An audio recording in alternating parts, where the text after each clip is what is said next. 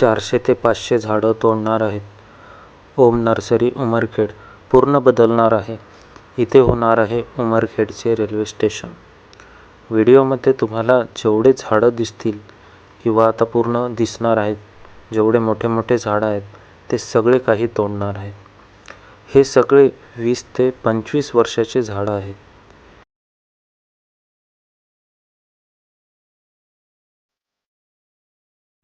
इथे वेगवेगळ्या प्रकारचे फुलांची, फळांची सावली देणारे असे मोठमोठे वृक्ष आहेत, परंतु हे सगळे आता तोडणार.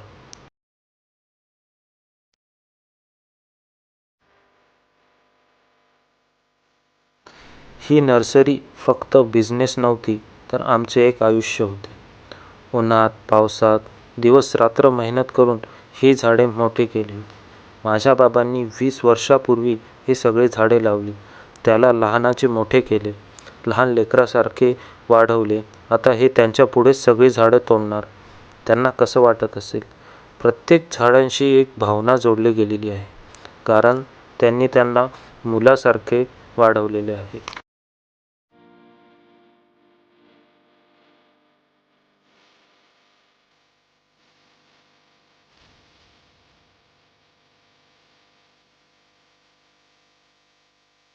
झाड तोडणे म्हणजे फक्त लाकूड कापणं नसते, त्यामागे वर्षानुवर्षाची मेहनत आणि भावना असतात.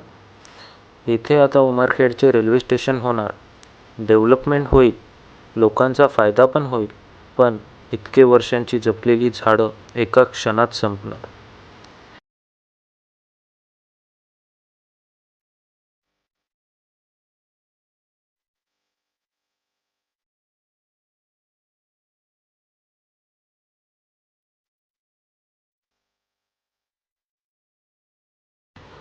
सगळ्यात जास्त दुःख कशाचं वाटतंय माहीत आहे का?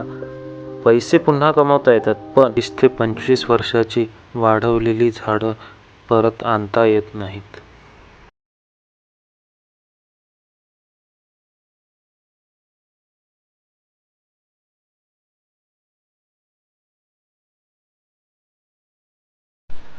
सरकारला एवढीच विनंती आहे, डेव्हलपमेंट करा, पण निसर्गही वाचवा.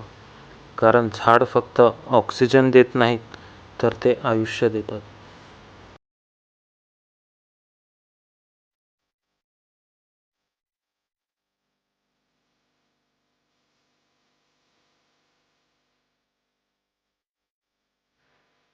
संपूर्ण उमरखेडमध्ये एवढे झाडं असलेले फक्त एकमेव ठिकाण होतं, ते म्हणजे ओम नर्सरी उमरखेड.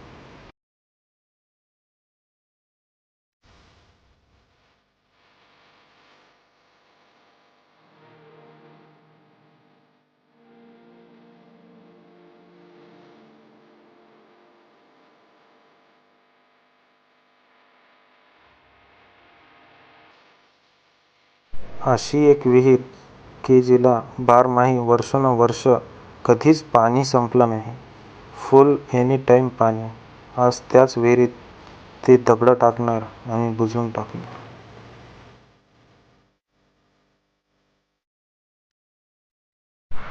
तुम्हाला काय वाटते मित्रांनो, ही झाडं तोडली पाहिजे की नाही? जास्तीत जास्त कमेंट करा, कमेंटमध्ये सांगा आणि जास्तीत जास्त हा व्हिडिओ शेअर करा.